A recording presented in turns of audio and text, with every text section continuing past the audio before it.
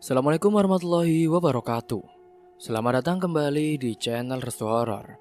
Apa kabar teman-teman semua? Semoga kalian dalam keadaan sehat, baik, dan tentunya dimudahkan segala urusannya oleh Tuhan Yang Maha Esa. Amin amin ya rabbal alamin. Pada kesempatan kali ini seperti biasa saya akan membawakan sebuah kisah horor yang berjudul Dendam Lestari, wanita yang digilir oleh juragan sapi. Sebelum masuk ke ceritanya, bagi teman-teman yang baru bergabung di channel kami, jangan lupa klik tombol subscribe-nya dan juga lonceng notifikasinya, agar kalian semua tidak ketinggalan cerita-cerita menarik dan terbaru dari channel kami. Terima kasih. Tak usah berlama-lama lagi, langsung saja kita masuk ke ceritanya. Desa Sikasur terletak di dataran rendah yang dikelilingi sawah dan juga ladang. Pagi hari selalu dimulai dengan suara ayam, langkah petani menuju pematang, dan angin yang membawa bau tanah basah. Di desa itu, kehidupan berjalan pelan dan juga berulang. Orang-orang saling mengenal, saling tahu urusan satu sama lain, dan jarang ada hal baru yang benar-benar mengejutkan. Di sebuah rumah kayu sederhana di pinggir desa, Lestari tinggal bersama pamannya, Agus, serta kakek Darmin dan juga neneknya, Makyah. Lestari sudah lama hidup bersama mereka sejak kedua orang tuanya berpisah dan merantau entah kemana. Lestari dititipkan pada keluarga ini. Awalnya hanya sementara, namun waktu berjalan tanpa kepastian. Surat tidak pernah datang, kabar pun tidak ada. Darmin dan juga Makyah menerima Lestari seperti anak sendiri. Lestari, kamu gak usah malu sama kakek dan nenek ya. Anggap saja kami orang tua kamu. Terus, itu Agus, paman kamu. Ucapnya kepada Lestari saat Lestari sudah mulai dewasa dan mengerti mana yang benar, mana yang salah. Meski hidup mereka juga pas-pasan, Agus, paman Lestari, bekerja serabutan saat itu. Kadang ia ikut ke sawah orang, kadang membantu menggembala sapi milik orang kaya di desanya. Hidup mereka tidak berlebihan tapi cukup untuk makan dan juga berteduh. Setiap pagi Lestari bangun lebih awal dari yang lain. Ia menyiapkan air panas, mencuci peralatan jamu, dan menata botol-botol kaca berisi ramuan yang ia racik sendiri. Jamu itu dibuat dari resep turun-temurun yang diajarkan nenek Makyah. Duk, kalau kamu mau buat jahe, jamu, iya nek. Jamu jahe itu bahannya kunyit, jahe kencur, dan asam. Itu bahan-bahan utama untuk jamu. Kamu disiapkan saja dengan teliti, ya? Iya, Nek. Yaudah, nanti kalau ada yang nggak tahu, panggil nenek saja. Setelah semuanya rapi dan kini Lestari sudah ahli dalam membuat jamu. Lestari saat itu mengganti pakaian sederhana, mengikat rambutnya, lalu memulai perjalanan untuk berjualan keliling desa. Di desa Sikasur, kebanyakan perempuan berhenti sekolah setelah lulus SMP. Setelah itu, mereka lebih banyak membantu di sawah atau menunggu lamaran datang. Banyak yang menikah di usia muda, usia 20 tahun, atau bahkan lebih muda lagi. Bagi warga di desa itu adalah hal biasa. Perempuan dianggap cukup jika bisa mengurus rumah dan juga anak. Lestari tumbuh dengan melihat semua hal itu, tapi ia tidak pernah merasa ingin mengikuti jalan yang sama. Ia ingin bekerja, ingin punya penghasilan sendiri, dan tidak ingin bergantung kepada siapapun. Sementara Darmin sering mengingatkan Lestari agar tidak terlalu memaksakan diri. Ia khawatir Lestari kelelahan ketika berjalan jauh setiap hari. Namun Lestari selalu menjawab dengan tenang bahwa ia baik-baik saja. Baginya jamu bukan sekedar dagangan, tapi cara bertahan hidup dengan martabat. Ia tidak ingin menyusahkan keluarga yang sudah menampungnya bertahun-tahun. Duk, iya kek. Kamu kalau jualan itu gak usah sampai malam-malam. Sore itu kamu pulang saja. Tapi kan Lestari nunggu habis kek. Ya gak usah habis juga gak apa-apa Duk. Yang penting kamu sehat. Takutnya kamu kelelahan loh. Enggak, Kek. Enggak apa-apa. Kakek doain aja ya. Kakek dan nenek nggak usah khawatir sama Lestari. Ya sudah, kamu hati-hati ya. Sementara di sisi lain desa, kini Agus sering pulang dengan wajah lelah. Tubuhnya keras karena kekerjaannya fisik, namun pikirannya sering berat. Ia jarang bercerita tentang pekerjaannya, sementara ibunya, Maya, ia tahu Agus menyimpan banyak hal sendiri. Tapi ia memilih tidak banyak bertanya selama Agus masih membawa uang untuk belanja dapur. Mereka masih merasa cukup. Di sisi lain saat itu di tengah hamparan sawah yang luas. Di sana, berdiri sebuah warung kecil beratap seng saat itu. Itu adalah tempat yang paling nyaman ditinggali oleh Lestari ketika ia berjualan sampai siang hari. Warung itu adalah warung milik Anto, lelaki berusia 30 tahun yang masih belum menikah.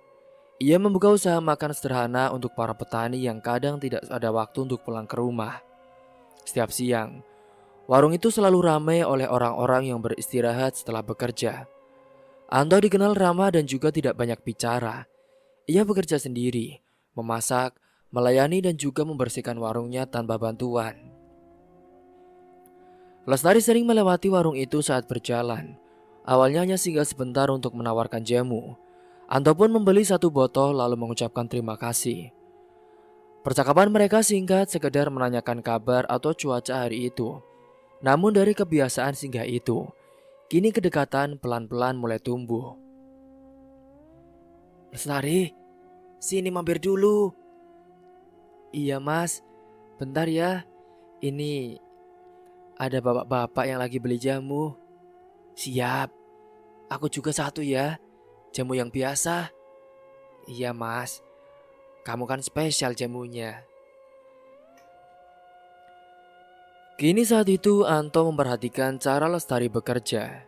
Ia melihat Lestari tidak pernah mengeluh meski berjalan jauh di bawah sinar matahari. Lestari juga memperhatikan Anto yang jarang meninggalkan warungnya. Ia selalu berusaha melayani dengan baik meski warungnya sederhana. Tidak ada janji, tidak ada kata besar, hanya rasa nyaman yang tumbuh perlahan saat itu. Singgahnya suatu siang pada hari itu, saat warung sedang sepi, Anto pun sempat bertanya,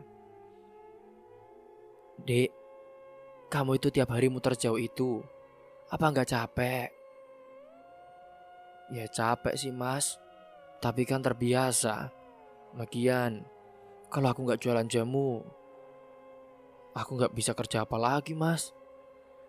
Sedangkan kakek nenek aja nggak punya kebun atau sawah. Ya, jadi ginilah mas, nggak apa-apa." Jawaban itu sederhana tapi Anto menangkap keteguhan di dalamnya. Sejak hari itu Anto sering menyisihkan segelas air atau tempat duduk untuk Lestari beristirahat sebentar sebelum melanjutkan perjualannya. Di sisi lain di rumah, kini Nek Maya melihat perubahan kecil pada Lestari. Lestari lebih sering tersenyum meski tetap bekerja keras. Kak Darmin pun menyadari hal itu tapi tidak menegur. Bagi mereka melihat Lestari bahagia, itu sudah cukup bagi mereka. Bu, iya ada apa-apa? Itu lihat, cucu kita senyum-senyum sendiri. Udahlah pak, biarin aja. Ya kan, dari dulu kan Lestari gak pernah gitu pacaran. Ya biarin aja lah pak. Semoga dia segera dapat jodoh. Iya bu, amin. Kini hari-hari berlalu dengan pola yang hampir sama. Pagi untuk jamu, siang di jalan, dan sore pulang membawa sisa dagangan. Dan malam diisi dengan makan bersama dan juga obrolan ringan keluarga yang saat itu. Pada hari itu, tiba-tiba, ketenangan itu bukan tanpa celah. Agus pun kini semakin pulang dengan larut. Kadang bajunya kotor, kadang wajahnya terlihat tegang. Hingga suatu malam kakek Darmin sempat bertanya dengan hati-hati, "Gus, kamu gak apa-apa?" "Gak apa-apa pak." Jawaban itu tidak meyakinkan tapi Darmin memilih diam. Ia tahu memaksa Agus bicara hanya akan membuat suasana tidak nyaman. Lestari yang saat itu melihat perubahan itu, Ia memperhatikan tangan Agus yang kadang bergetar saat makan, atau tatapan kosongnya saat duduk di teras. Namun Lestari belum berani bertanya. Ia merasa masalah pamannya bukan sesuatu yang bisa ia campuri dengan mudah. Sementara di luar saat itu, desa tetap hidup dengan kebiasaannya. Orang-orang masih membicarakan siapa yang akan menikah, siapa yang punya sawah baru, dan siapa yang sedang kesulitan uang. Tidak ada yang benar-benar memperhatikan kehidupan kecil di rumah Lestari. Suatu sore, setelah pulang lebih cepat dari biasanya, kini Lestari duduk di depan rumah sambil membersihkan botol jamu. Angin berembus pelan, Mak Yah pun menjemur pakaian di halaman. Darmin duduk di bangku kayu memandangi jalan desa yang sepi. Duk, Lestari. Iya, Nek. Kalau kamu menikah suatu hari nanti, Nenek cuma ingin kamu hidup baik. Iya, Nek. Tapi sekarang aku masih mau bekerja. Jadi, Nenek sabar ya, Nek. Mak Yah mengangguk. Ia tidak memaksa. Ia tahu Lestari bukan gadis yang mudah diarahkan. Malam itu, Agus pulang tanpa banyak bicara. Ia makan lalu masuk ke kamar. Tidak ada yang bertanya, tidak ada yang menahan. Rumah itu kembali sunyi dan di kejauhan hanya suara-suara hewan jangkrik yang terdengar. Desa itu kini tenggelam dalam malam yang tampak biasa. Tidak ada tanda bahwa ketenangan itu akan pecah suatu hari nanti. Dan Lestari kini menutup hari dengan pikiran sederhana bahwa besok ia akan kembali berjualan dan semoga dagangannya bisa habis dan juga lebih laris. 4 minggu berlalu sejak Lestari dan Anto kini semakin sering bertemu. Hubungan mereka tumbuh tanpa banyak kata, tidak ada janji masa depan. Tidak ada pembicaraan besar tentang rencana hidup. Mereka hanya menjalani hari dengan rasa nyaman. Anto pun tetap membuka warungnya sejak pagi hingga sore. Sementara Lestari berkeliling membawa jamu dari rumah ke rumah, dari sawah ke pematang. Setiap kali Lestari singgah di warung Anto, mereka berbincang sebentar. Kadang hanya soal cuaca, kadang tentang harga beras atau panen yang tidak menentu. Anto mendengarkan lebih banyak daripada berbicara. Ia menghargai cara Lestari bercerita tanpa mengeluh, meski hidupnya tidak mudah. Lestari pun merasa aman karena Anto tidak menuntut apapun dari dirinya. Tidak ada desakan, tidak ada rasa ingin menguasai. Sementara di rumah, kehidupan tetap berjalan sederhana. Darmin dan Mak Yah menjalani hari seperti biasa. Mak Yah memasak, Darmin mengurus kebun kecil di belakang rumah. Lestari membantu sebisanya saat pulang jualan. Namun ada satu hal yang mulai terasa berbeda. Agus semakin sering terlihat murung. Ia jarang tertawa seperti dulu, kadang ia duduk lama di teras tanpa berkata apapun. Gus, kamu kenapa sih Gus? Akhir-akhir ini kok sering diam? Tanya Kek Darmin. Gak apa-apa Pak, aku cuma lagi pusing aja, capean, jawab Agus. Setiap kali ditanya oleh kakek Darmin ataupun Nek Mak Yah. Sementara pada saat itu, Agus menyimpan beban yang terus menekan pikirannya. Utang kepada Pak Hambali belum juga terbayar. Utang itu bukan utang kecil. Dulu saat ia masih bekerja sebagai pengembala sapi, Agus pernah lalai. 5 ekor sapi mati dalam berdekatan. Pak Hambali murka. Agus pun diwajibkan mengganti seluruh kerugian. Jumlahnya sungguh jauh di luar kemampuan Agus. Awalnya Agus berusaha mencicil. Ia bekerja kemana saja yang bisa ia datangi, menggarap sawah orang, membantu bangunan, bahkan kembali mengembala sapi milik orang lain. Namun hasilnya tidak seberapa. Pokoknya saya minta, gak usah banyak-banyak deh. Saya minta kamu bayar hutang 50 juta saja. Pak, tapi kan ini semua bukan kesalahan aku saja, Pak. Lagian, Bapak sendiri kan yang lalai. Naruh sengatan di situ. Terus waktu itu, Pak, sapi-sapinya emang kesambar petir, Pak. Pokoknya saya nggak mau tahu, kamu harus ganti rugi. Kini waktu berjalan, utang tetap besar. Pak Hambali mulai kehilangan kesabaran. Beberapa kali anak buahnya datang ke rumah untuk menagih dengan nada keras. Darmin dan Mak Yah pun mengetahui itu, tapi tidak tahu bagaimana membantu. Pokoknya, bos minta kamu harus bayar. Saya udah berusaha ya Pak. Kalau ada uang saya pasti bayar. Di sisi lain Lestari belum sepenuhnya tahu tentang besarnya masalah itu. Agus tidak pernah bercerita secara langsung. Ia takut Lestari ikut terbebani. Bagi Agus, Lestari sudah cukup menderita ditinggal orang tuanya. Ia pun tidak ingin menambah beban di gadis itu. Sementara di sisi lain hubungan Lestari dan juga Anto kini semakin akrab. Suatu sore Anto membantu membawakan botol jamu yang tersisa hingga ke tepi sawah. Mereka berjalan berdampingan tanpa banyak bicara. Lestari merasa hari itu lebih ringan dari biasanya. Ia sempat berpikir hidupnya mulai menemukan arah yang lebih tenang. Namun ternyata ketenangan itu tidak bertahan lama. Suatu sore Lestari pulang lebih awal karena dagangannya habis. Langkahnya ringan saat mendekati rumah. Namun saat membuka pintu, ia langsung melihat pemandangan yang membuat tubuhnya kaku. Agus duduk di kursi dengan wajah bengkak dan bibir pecah. Darah kering terlihat di sudut mulutnya. Nek Maya berjongkok di depan Agus. "No, kamu kenapa sih Gus? Kenapa bisa begini?" "Aduh, udah, gak apa-apa kok Bu. Lagian tadi aku cuma jatuh." "Jatuh apanya Gus? Orang wajah kamu hancur gini." "Nek, Paman Agus kenapa Nek?" "Gak tahu. Tiba-tiba pulang-pulang udah babak belur gini Les." Lestari saat itu kaget melihat pamannya. Lestari pun saat itu langsung menjatuhkan keranjang jamunya. Ia mendekat tanpa suara. Jantungnya berdebar keras. Ia menatap wajah pamannya yang saat itu sudah sangat sulit dikenali. "Paman, jujur aja Paman, apa yang terjadi?"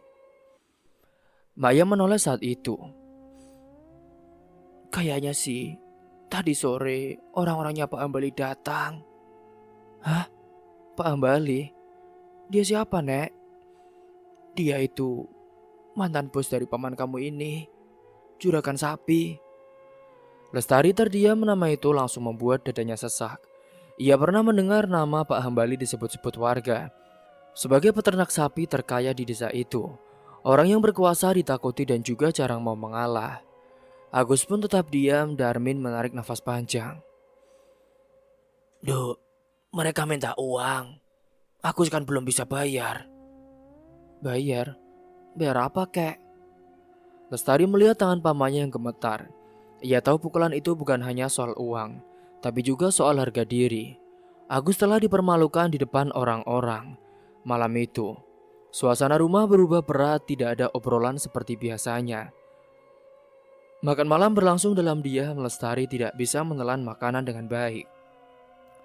Pikirannya penuh pertanyaan, namun tidak semua berani ia ucapkan. Sementara di sisi lain, Anto menutup warungnya lebih cepat dari biasanya. Ia melihat Lestari tidak datang sore itu. Ia merasa ada yang tidak beres dengan Lestari. "Ini tumben banget deh. Lestari kemana sih? Kok gak kayak biasanya ya dia kesini?" Namun saat itu Anto tidak datang ke rumah Lestari. Ia tahu batas. Ia tidak ingin masuk terlalu jauh ke urusan keluarga yang belum sepenuhnya ia kenal. Sementara di rumah setelah makan, kini Lestari membereskan dapur. Maya masuk ke kamar lebih awal. Darmin pun duduk di ruang tengah. Ia menatap lantai saat itu. Agus masih duduk di kursi menahan sakit. Lestari pun akhirnya mendekat. Paman masih kerja di tempat Pak Hambali?" Udah lama enggak." "Lah terus, kenapa dia masih datang Paman?" "Jadi, Paman ini punya hutang. Hutangnya belum lunas." Jawaban itu membuat Lestari menunduk. Ia mulai mengerti bahwa masalah ini bukan masalah kecil. Ia juga sadar cepat atau lambat Pak Hambali tidak akan berhenti. Malam itu, Lestari sulit tidur. Ia memikirkan wajah pamannya yang babak belur. Ia memikirkan Darmin dan juga Maya yang sudah tua dan harus menyaksikan semua ini. Ia juga memikirkan hidupnya sendiri yang selama ini ia jaga agar tetap mandiri dan bersih dari masalah orang lain. Singkat cerita, pagi hari datang dengan suasana yang berbeda. Lestari tetap bangun dan menyiapkan jamu, tapi gerakannya lebih lambat. Maya pun perhatikan dari jauh namun tidak banyak bicara. Sementara kakek Darmin, ia membantu sebisanya. Kini di desa kabar tentang pemukulan Agus pun mulai tersebar. Beberapa warga merasa kasihan tapi sebagian lagi memilih diam. Pak Hambali memang dikenal tidak segan-segan. Banyak warga yang tidak ingin ikut campur. Lestari berjalan berjualan dengan pikiran berat. Saat melewati warung Anto, ia berhenti sebentar. Anto pun melihat wajah Lestari yang kini berbeda.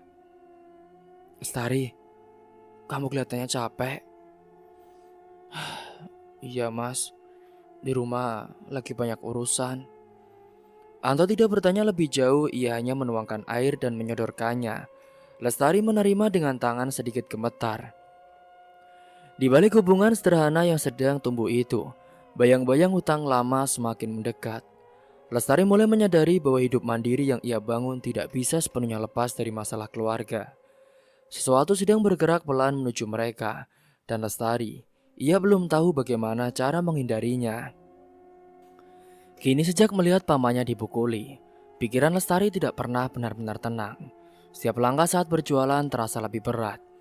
Wajah Agus yang lebam terus terbayang. Lestari tahu betul siapa pamannya itu. Sejak kecil Agus yang paling banyak mengalah saat Lestari ditinggal orang tuanya. Agus yang pertama kali berkata bahwa Lestari tidak perlu pergi kemana-mana lagi. Ia boleh tinggal di rumah itu selama apapun yang ia mau. Lestari, kamu gak usah sedih. Kamu tinggal saja bareng aku sama kakek nenek, ya. Lestari merasa berutang budi bukan sekedar tempat tinggal, tapi rasa aman yang selama ini ia punya. Karena itu, saat melihat kondisi pamannya sekarang, Lestari pun tidak bisa hanya diam. Pagi itu setelah menyiapkan jamu, Lestari tidak langsung berkeliling seperti biasa. Ia duduk di teras memikirkan satu keputusan yang membuat dadanya terasa sesak. Ia tahu siapa Pak Hambali. Ia tahu bagaimana orang-orang membicarakan lelaki itu. Namun ia juga tahu tidak ada orang lain yang bisa ia datangi. Darmin sempat melihat gelagat Lestari. Kamu mau kemana, Nduk? Pagi-pagi begini mau kemana? Saya mau ke ladang, kek. Bentar. Darmin terdiam, ia seperti ingin bertanya lebih jauh. Tapi menahan diri. Ianya berkata, ya udah, hati-hati ya. Lestari mengangguk, ia membawa tas kecil dan berjalan keluar rumah dengan langkah mantap. Meski hatinya penuh keraguan, sementara di sisi lain, Pak Hambali sudah berada di ladang sejak siang. Ia berdiri mengawasi sapi-sapinya yang digembalakan anak buahnya. Tubuhnya besar, perutnya maju, dan wajahnya selalu tampak meremehkan orang lain. Ia terbiasa memerintah, terbiasa dituruti. Saat Lestari tiba, matahari sudah condong ke barat. Ladang itu luas dan juga sepi, hanya ada beberapa pekerja dan juga sapi-sapi yang merumput. Lestari mendekat dengan langkah ragu saat itu. Pak Hambali menoleh saat melihat Lestari datang. Ia menyipitkan mata lalu tersenyum. Kamu ini keponakannya Agus ya? Iya pak. Ada apa kamu? Agus itu kan bandel. Udah bikin saya rugi. Sekarang dia nggak bisa tanggung jawab. Maaf pak, saya kesini mau bicara baik-baik pak, soal utang paman saya. Pak Hambali mengangguk seolah tertarik saat itu. Ia melangkah mendekat. Utang itu besar, tapi sebenarnya bisa dibicarakan. Kalimat itu membuat Lestari sedikit lega. Ya udah pak, kalau bisa diringankan, paman saya sudah berusaha pak. Saya ingin membantu. Mendengar ucapan itu, Pak Hambali menatap Lestari dari atas ke bawah tanpa sungkan. Tatapan itu membuat Lestari tidak nyaman, namun ia tetap berdiri dengan tegak. Begini saja, aku bisa anggap lunas bagian. Tapi kamu tahu kan, semua itu ada gantinya. Maksud Bapak apa ya Pak? Kamu ini kan cantik. Daripada pamanmu dipukuli terus, lebih baik kamu yang bikin aku senang aja. Gimana? Bapak ini bicara apa ya, Pak? Saya nggak paham deh, Pak. Bapak jangan macam-macam ya, Pak. Udah, kamu santai aja. Ini bukan hal baru. Lagian, hal itu udah biasa di desa kita. Lestari merasa dadanya sesak, ia pun mundur selangkah. Pak, saya kesini mau minta keringanan ya. Bukan untuk dihina. Ya udah, kalau kamu nggak mau jangan harap utangnya beres. Lestari merasakan sesuatu pecah di dalam dirinya. Ia meludah ke tanah di depan Pak Hambali. Cuy, saya nggak sudi ya, Pak. Detik itu juga wajah Pak Hambali berubah. Senyumnya hilang diganti dengan amarah. Berani sekali kamu mengejekku ya. Anak buah, pegangi dia. Ia berteriak memanggil anak buahnya. Lestari mencoba mundur saat itu. Tapi tenangannya sudah ditarik. Ia berteriak mencoba melepaskan diri. Ladang itu sunyi, tidak ada warga, tidak ada orang yang bisa mendengar. Lepaskan, Pak. Lepaskan. Kalian gak punya hak ya, Pak. Tidak ada yang mendengarkan saat itu. Tubuh Lestari ditahan. Tenaganya kalah. Pak Hambali pun mendekat dengan wajah gelap oleh amarah dan juga nafsu. Sore itu berjalan lambat dan juga kejam. Langit tetap biru, sapi-sapi tetap merumput, seolah tidak terjadi apa-apa. Namun di tengah ladang itu Lestari kehilangan keperawanannya. Ia digilir oleh 5 orang, ditambah dengan juragan yang saat itu sudah benar-benar mengincar keperawanan Lestari. Ketika semuanya selesai, Pak Hambali menjauh tanpa rasa bersalah. Udah, kalau kamu berani cerita ke siapapun, pamanmu yang pertama aku habisi. Ingat itu. Lestari tergeletak di tanah, tubuhnya gemetar. Pikirannya kosong. Ia tidak menangis keras, air mata hanya mengalir pelan. Tidak ada teriakan, tidak ada perlawanan lagi. Sementara di sisi lain matahari kini mulai tenggelam. Bayangan ladang memanjang, anak buah Pak Hambali pun kembali ke pekerjaan mereka. Seolah kejadian itu tidak pernah ada. Lestari bangkit perlahan, kakinya gemetar. Tapi ia memaksa berdiri. Roknya kotor, tubuhnya terasa sakit. Ia berjalan keluar ladang dengan langkah tidak seimbang. Di jalan pulang itu, setiap langkah kini terasa berat. Ia tidak memikirkan apapun selain satu hal. Ia harus sampai rumah. Ia tidak tahu bagaimana akan menjelaskan semua ini kepada kakek neneknya. Kamu harus kuat, Lestari. Kamu harus kuat. Kali itu, desa Sikasur menyambutnya dengan senja yang biasa. Rumah-rumah terlihat tenang, tidak ada yang tahu apa yang baru saja terjadi di ladang sore itu. Lestari kini melangkah masuk ke halaman rumahnya dengan tubuh lemah, dengan sakit yang ada di selangkangannya. Pintu rumah pun terbuka dan dari dalam, suara neneknya memanggil. Lestari, kamu dari mana saja, Nduk? Namun sebelum sempat menjawab, tubuh Lestari udah goyah. Ianya bisa menunduk menahan rasa sakit dan kehancuran yang kini ia bawa pulang. Beberapa hari setelah kejadian di ladang, Lestari mencoba kembali ke rutinitasnya. Ia tetap berjualan jamu, tetap berjalan menyusuri desa. Meski langkahnya sering goyah, wajahnya tampak pucat. Ia menghindari pandangan orang-orang. Setiap sore, ia pulang lebih cepat. Mak Ayah dan Darmin pun melihat perubahan itu. Tapi Lestari selalu bilang ia hanya kelelahan. Pak Hambali tidak berhenti setelah melakukan sekali. Ia pun ketagihan. 2 hari setelah kejadian itu, salah satu anak buahnya menyampaikan pesan. Lestari diminta datang lagi ke ladang. Nada pesannya tidak meminta melainkan memaksa. Ancaman soal Agus pun disebutkan secara jelas. Lestari membaca pesan itu dengan tangan gemetar. Ia tahu penolakan berarti bahaya bagi pamannya.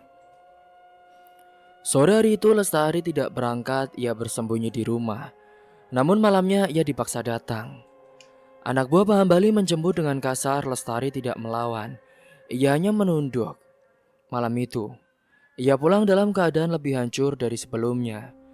Saat pintu rumah terbuka, Lestari melangkah masuk dengan tubuh limbung. Darah pun terlihat membasahi rok jamunya, kakinya gemetar. Nenek Mak Iya yang sedang duduk di ruang tengah menjerit dengan pelan. Agus bangkit dari kursi dengan panik. Darmin pun berdiri terpaku. Ya Allah, Lestari, kamu kenapa nak? Maya mendekat mencoba menahan tubuh Lestari yang hampir roboh. Agus yang saat itu sedang babak belur, ia melihat darah itu dengan mata membelalak. Lestari, kamu kenapa? Lestari tidak menjawab, ia hanya menangis. Tangisnya tidak keras tapi panjang dan juga penuh sesak. Maya membawanya ke kamar, Agus pun ikut masuk, berdiri kaku di dekat pintu. Darmin menunggu di luar, dadanya kini terasa sesak. Agus berlutut di samping tempat tidur saat itu.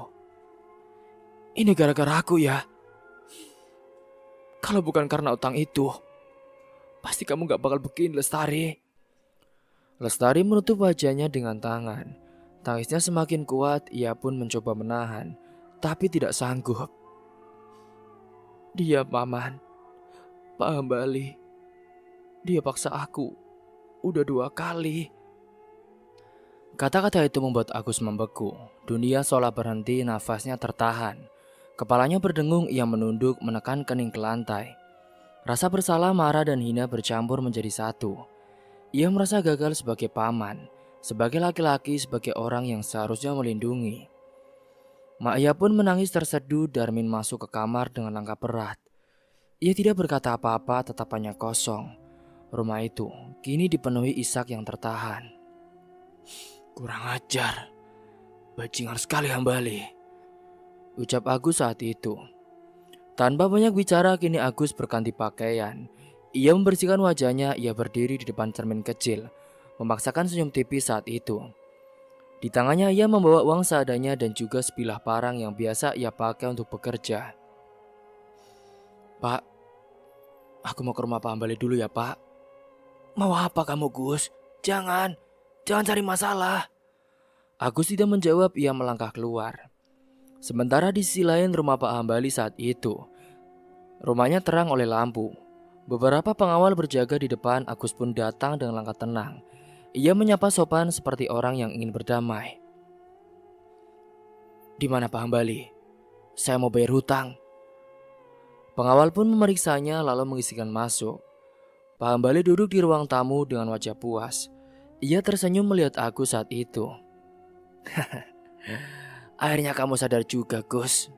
Baguslah. Agus duduk di hadapannya, ia meletakkan uang di meja. Tangannya bergetar tapi wajahnya tetap tenang. Pak Hambali menoleh sebentar ke arah uang itu. Saat perhatian Pak Hambali kini teralihkan, amarah Agus tiba-tiba meledak. Ia berdiri cepat, parang di tangannya pun terangkat. Dalam satu gerakan saja ia menebas leher Pak Hambali. Darah muncrat, tubuh besar itu terhuyung. Belum puas saat itu Agus menendang kemaluan Pak Hambali dengan keras. Teriakan pun terputus, tubuh itu roboh ke lantai. Bajingan kamu, berani-beraninya ya kamu nodai ponakanku. Pengawal yang mendengar keributan pun langsung masuk. Mereka melihat tubuh Pak Hambali tergeletak. Agus berdiri dengan nafas berat, ia tidak melawan saat para pengawal menyerbunya. Pukulan datang bertubi-tubi, Agus terjatuh. Tapi ia tidak mengadu, ia hanya pasrah. Malam itu, amarah dibalas dengan nyawa. Agus pun tewas di tangan para pengawal sebelum fajar datang. Tidak ada pengadilan, tidak ada penjelasan. Kini pada saat itu, kabar kematian Pak Hambali dan Agus menyebar cepat ke seluruh desa Sikasur. Pagi itu desa terasa sunyi, orang-orang berbicara dengan suara pelan. Pintu rumah lebih sering tertutup, banyak yang memilih diam karena takut. Nama Pak Hambali selama ini selalu membuat orang menunduk. Kekayaannya, pengaruhnya dan cara kasarnya sudah lama diketahui, tapi jarang ada yang berani melawan. Sementara saat itu, kini Agus yang saat itu dihajar oleh para anak buah. Jenazah Agus pun dipulangkan tanpa upacara besar. Darmin dan Maya menerima tubuh itu dengan air mata yang tidak lagi bisa ditahan. Lestari berdiri di samping mereka dengan wajah pucat, namun matanya kering. Ia seperti sudah menangis terlalu banyak beberapa hari terakhir. Kini yang tersisa hanya kelelahan dan tekad untuk tetap berdiri. Beberapa warga kini mulai berdatangan. Ada yang hanya menunduk, ada yang menyampaikan bela sungkawa dengan singkat. Tidak ada yang bertanya terlalu jauh, namun pelan-pelan cerita yang selama ini disimpan mulai keluar. Ada yang pernah diperas, ada yang pernah diancam, Ada juga yang kehilangan ternak tanpa berani melapor. Nama Pak Hambali disebut dengan nada getir. Orang-orang pun kini mulai berani bicara karena orang yang ditakuti itu sudah tiada. Di tengah duka itu Lestari memilih tidak mengurung diri. Setelah pemakaman selesai pamannya dan hari-hari berlalu, ia kembali menatap botol jamu. Kini, Anto, lelaki yang jatuh cinta kepada Lestari pun, ia mau menerima Lestari apa adanya. Ia tulus, meskipun ia tahu Lestari sudah tidak perawan lagi. Kamu gak usah khawatir Lestari. Aku akan tetap cinta sama kamu. Aku mau kok nikah sama kamu. Intinya, apapun yang terjadi, kita harus jalan bareng terus. Tapi Mas, kamu pantas mendapatkan yang lebih baik. Aku udah kotor. Udahlah, gak apa-apa. Lagian kan, aku tahu itu bukan salah kamu. Terima kasih ya Mas. Seiring berjalannya waktu hari itu, kini Anto pun akan melakukan lamaran kepada Lestari. Ia sudah serius kepadanya dan ia berjanji akan menjaga Lestari dan membahagiakan selama hidupnya. Desa Sikasur pun perlahan kembali pada rutinitasnya. Sawah kembali digarap, warung kembali ramai, dan cerita lama mulai memudar. Namun satu hal tidak kembali seperti dulu. Ada kesadaran baru yang tumbuh pelan-pelan, bahwa kekayaan dan kuasa tidak selalu bisa menutup kejahatan. Bahwa diam terlalu lama hanya membuat luka semakin dalam. Lestari terus berjalan dengan keranjang jamu di tangan. Ia tidak mengangkat suara, tidak menuntut simpati. Ia hanya menegakkan kepala. Kini, Lestari hidup bahagia bersama dengan Anto dan berharap masa depan mereka akan cerah dengan yang mereka impikan. Cerita pun tamat. Semoga dari kisah ini kalian semua bisa mengambil hikmah dan pelajaran. Terima kasih telah menyimak kisah ini sampai habis. Kurang lebihnya mohon maaf apabila ada salah kata atau ucapan yang kurang berkenan. Akhir kata, wassalamualaikum warahmatullahi wabarakatuh.